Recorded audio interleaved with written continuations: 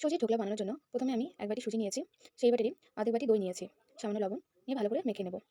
মাখানোর জন্য আমি এখানে অল্প জল ব্যবহার করব। মিশ্রণটি খুব বেশি পাতলা হবে না, তাহলে ঢোকলাটি ফুলবে না। হালকা মিডিয়াম ভালো করে মাখিয়ে নিয়ে আমি এটা 30 মিনিটের জন্য ঢাকা দিয়ে রেখে দেবো।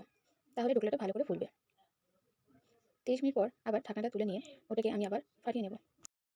আদা কুচি দেবো, লঙ্কা কুচি, কিশমিশ ছোটো আকারে কেটে নিয়েছি, বাদামও ছোটো আকারে করে নিয়েছি, ধনেপাতা কুচি, 2 চামচ চিনি দেবো। দিয়ে ভালো করে মেখে নেব।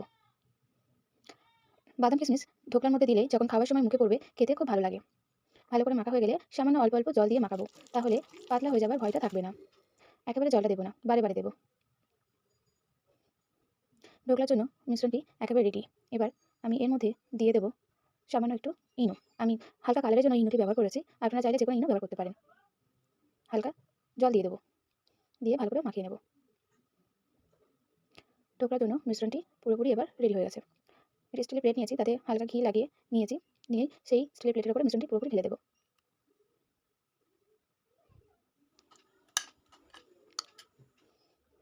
তারপরে মিশ্রণটি প্লেটের মধ্যে সেট করে নেব।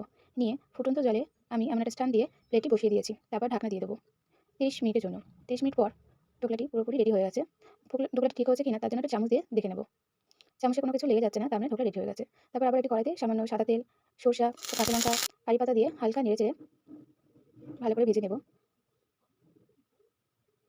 ভালো করে ভাজা হয়ে গেলে ঢোকলাগুলো পিস পিস করে কেটেছিলাম সেগুলো কড়াইতে দিয়ে দেবো।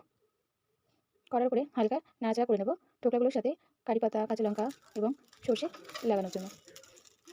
তারপর হয়ে গেছে অসাধারণ স্বাদের ঢোকলা, সুজির ঢোকলা।